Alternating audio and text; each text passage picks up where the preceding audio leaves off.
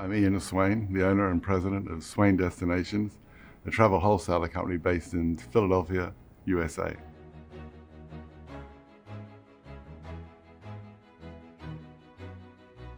The meaning of G'day to me is something it's a welcoming to you, to embrace you, to come into our country and enjoy it. Not just saying hello, it's just saying, come and join us here.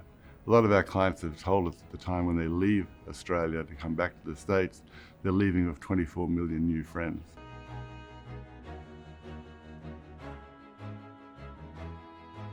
There's so much more value in Australia for the luxury traveller.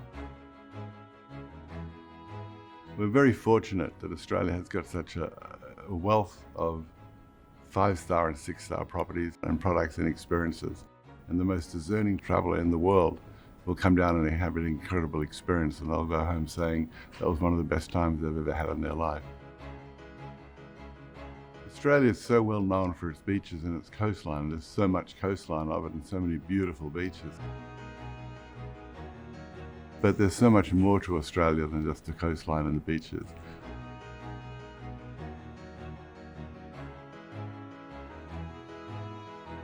I feel that what sets Australia apart from many other destinations that also sell luxury is the friendliness.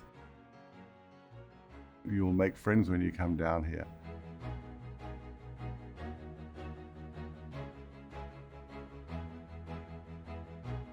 Our clients receive many surprises as they're coming down here, very pleasant surprises, I might say. A lot of them don't realize just how sophisticated Australia is, and they don't expect to come into some of the great hotels and great experiences. But probably more importantly is the food and wine, the freshness of the produce.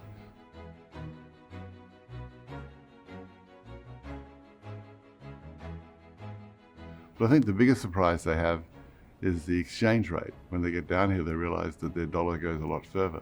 The US dollar is worth $1.50, $1.60 Australian, and they can spend more money when they're down here, and they love that.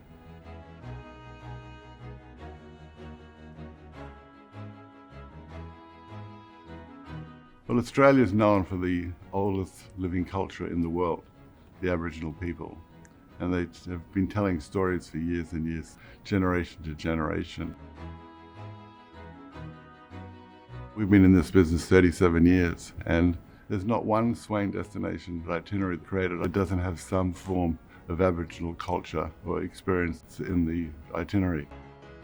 Whether it be sitting with one up in the northern part of Queensland, taking a walk through the botanical gardens in Sydney, and there's a great deal of experiences, and you can get as involved as you like, or as little as you like.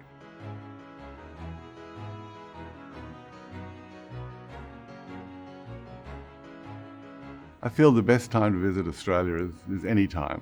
I mean, you've got obviously different seasons, and different seasons bring different components to what your trip's going to be.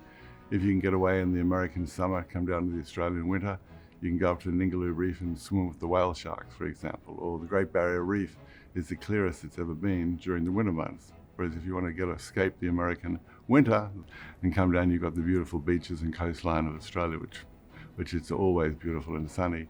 But there are some instances, there's so many events in Australia nowadays that dictates when people come. If you're coming for the Australian Open tennis, or coming for the Formula One, or coming for the soccer or the Aussie rules, you've got to come in certain times, and that's where you research with your wholesalers to work out what's the best time to come. But really, it's any time to come down to Australia.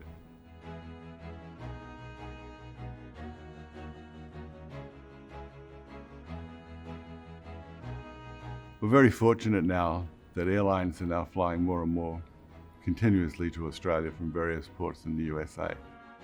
One of the most common comments I receive from clients when I'm talking to them about traveling to Australia is the length of the journey to get there. Because it's 12 or 13 hours from the West Coast and a little bit longer from the East Coast. And I tell them, it's really just a couple of movies, a couple of meals, a sleep, and you're there. And you're in the best city in the world. So come and say g'day.